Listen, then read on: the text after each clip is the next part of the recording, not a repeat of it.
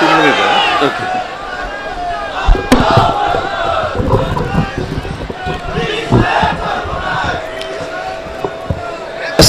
আলাইকুম ওয়া রাহমাতুল্লাহ। আশা করি সবাই ভালো আছেন। আল্লাহর কাছে শুকরিয়া জ্ঞাপন করছি, গত বছর নিয়ত করে আসতে পারি নাই, এই বছর এই পবিত্র ভূমি এবং এই পবিত্র সমাবেশে, রহমতের সমাবেশ, যেখানে আলেম ওলামা থেকে শুরু করে সাধারণ অসংখ্য আমি মনে করি ভালো মানুষ এবং নেককার বান্দা এখানে উপস্থিত আছে, তাদের মাঝে উপস্থিত হতে পেরেছি। আমি উপস্থিত হয়েছি দুইটা কারণে। একটা হচ্ছে এইখানের কোনো আল্লাহর বান্দার যদি পছন্দ আল্লাহর হয়, তার মোনাজাত দোয়া এবং নামাজ যদি কবুল করে নেয়, সেই উসিলায় যারা আমারটাও কবুল করে নেয়, এটা হচ্ছে এই একটা অন্যতম লক্ষ্য উদ্দেশ্য। দ্বিতীয়ত আরেকটা লক্ষ্য উদ্দেশ্য হচ্ছে আমাদের এই দক্ষিণাঞ্চলে আমরা স্কুলে দেশাত্মবোধক গান, কলেজ, বিভিন্ন প্রতিযোগিতা ছাত্র অবস্থায় অংশ নিয়েছি। সেখানে গজলের একটা গজল পড়েছিলাম, যে লাইন ছিল, বরিশালের চরমনাইতে জেগেছে হীরার খনি। যারা আই থিঙ্ক গজল পড়েছেন তারা জানেন। তো তখন বুঝি নাই এটার মানেটা কি, কিন্তু এখন তো পরিপূর্ণ মানুষ সবকিছু জানি। এখন বুঝতে পেরেছি যে গজল যিনি লিখছিলেন কেন লিখছিলেন। তো আজকে এই পীর সাহেবের আমন্ত্রণে এবং ইসলামী আন্দোলনের প্রেসিডিয়াম মেম্বার, যিনি রাজনৈতিক দলগুলোর সাথে সমন্বয় করেন, যোগাযোগ রক্ষা করে একটা লিয়াজু মেনটেন করেন, আশরাফ আলী আকন ভাইকেও ধন্যবাদ জানাই যে তিনি আমাদেরকে এই সুযোগ করে দিয়েছেন আসার জন্য। তার যদি মেহনত না থাকতো তাহলে হয়তো এখানে আসা হতো না। তো সর্বশেষ বর্তমান প্রেক্ষাপটে দুটো কথা বলতে চাই, যেটা আপনাদের নেতৃবৃন্দ ইতিমধ্যেই বলেছেন, যে 5ই আগস্ট গণ অভ্যুত্থান পরবর্তী আমরা একটা নতুন বাংলাদেশ পেয়েছি। এই বাংলাদেশকে কাদামাটির মতো আমরা নতুনভাবে যেমন খুশি তেমনিভাবে গড়ে তুলতে চাই, যেখানে জুলুম, দুঃশাসন, ভোট ডাকাতি, জালিয়াতি, মানুষের উপরে হামলা মামলা, রাজনৈতিক কারণে হয়রানি থাকবে না। কিন্তু এক ভাইয়ের বক্তব্য আমি পেছন থেকে শুনেছিলাম, এটা সত্য। এখনই কোন কোন রাজনৈতিক দলের উৎপাত শুরু হয়ে গেছে, মনে হয় তারা ক্ষমতায় চলে এসেছে। এইটা হতে দেওয়া যাবে না। আমি যে কয় জেলায় গিয়েছি, উপজেলায় গিয়েছি, পরিষ্কারভাবে ডিসি, এসপি, ওসি, ইউনোকে বলেছি, বিএনপি, জামাত, ইসলামী আন্দোলন, খেলাফত মজলিস, গণ অধিকার পরিষদ, যেই জেলা উপজেলায় যেই দল সক্রিয় আছে, জেলা উপজেলার সরকারি প্রত্যেকটি কাজে সকল দলের প্রতিনিধিদেরকে নিয়ে আলোচনা করে মত বিনিময় করে কাজ করবেন। এই যে বিজিডি, বিএসএফ, বয়স্ক ভাতা, ওএমএস, টিসিবি, বিভিন্ন ধরনের যে সরকারি কার্যক্রম আছে, কোন রাজনৈতিক দলকে প্রাধান্য দিয়ে বাকিদেরকে গোড়ায় ধরবেন না, এটা হবে না।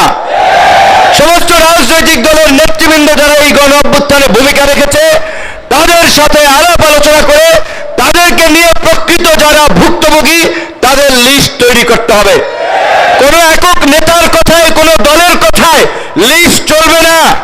আমরা পরিষ্কারভাবে বলে দিতে চাই, এখানে আমাদের নেতৃবৃন্দ যারা বলেছেন যে এই 53 বছরের বিগত দিনের এই দুঃশাসন এবং জুলুমতন্ত্রের গতানুগতিক পুরানো রাজনীতি আমরা দেখেছি।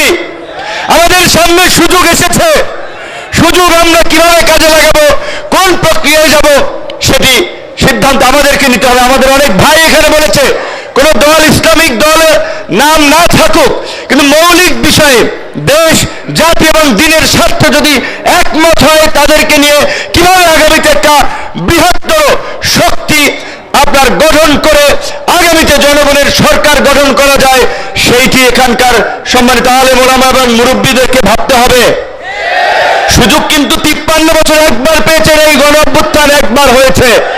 কাজে আমি আপনাদেরকে বিনয়ের সাথে অনুরোধ করব, আমাদের ছোটখাটো মতভেদের কারণে এই সুযোগ যেন আমরা হাতছাড়া না করি।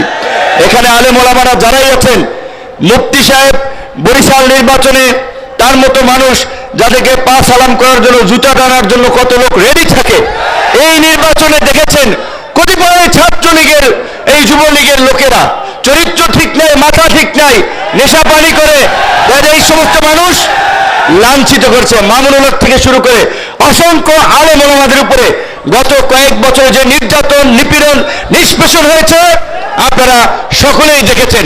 সর্বশেষ যেটি আল্লাহ পাক কিন্তু পরিষ্কারভাবে কোরআনে বলেছে, তোমরা সত্যের সাথে মিথ্যার মিশ্রণ করো না, জেনে শুনে সত্য গোপন করো না। অবশ্যই আগামীতে সুযোগ এসেছে সঠিক মানুষকে নির্বাচিত করে জনগণের খেদমত করার জন্য সংসদে নিয়ে যাওয়া। আমি পরিষ্কারভাবে বলি, সেই ভালো প্রার্থী যদি ইসলামী আন্দোলনের থাকে তাকে সমর্থন করবেন, সেই ভালো প্রার্থী যদি খেলাফত মজলিসের থাকে তাকে সমর্থন করবেন। ভালো মানুষের, যেটা চরমোনাইর মুরিদ জামা কর্মীরা যে স্লোগান দেয়, নেতা নয় নীতি চাই, পীর সাহেব চরমোনাই অত্যন্ত যৌক্তিক কথা। অবশ্যই শুধুমাত্র নেতা দিয়ে পরিবর্তন হবে না, নীতিরও পরিবর্তন করতে হবে। সেই নেতা এবং নীতির দুটোরই পরিবর্তন করে উপযুক্ত ব্যক্তিদের নেতৃত্বের মাধ্যমে আগামী রাষ্ট্র পরিবর্তনের সুযোগ আমরা আল্লাহ আমাদেরকে দিয়েছে। এই রকমের জুলুম, অত্যাচার, নির্যাতন এত তাড়াতাড়ি এই দৈত্য দানবের পতন হবে আপনারা কেউ কল্পনাও কিন্তু করতে পারেন নাই। এ সম্ভব হতো না আল্লাহর রহমত ছাড়া। কাজে এখন সেই আল্লাহর রহমতকে কাজে লাগিয়ে আগামীর জন আকাঙ্ক্ষার বাংলাদেশ বিনির্মাণ করতে হবে। সেই বিষয়ে আমরা একসাথে কাজ করব এবং যারা বিগত দিনেও জনগণের উপরে ক্ষমতায় গিয়ে অত্যাচার, নির্যাতন, জুলুম করেছে আপনারা জানেন এবং চেনেন। কাজেই নতুন কিছু করতে হবে। সবাই ভালো থাকবেন, সবার কাছে দোয়া চাই। আসসালামু আলাইকুম।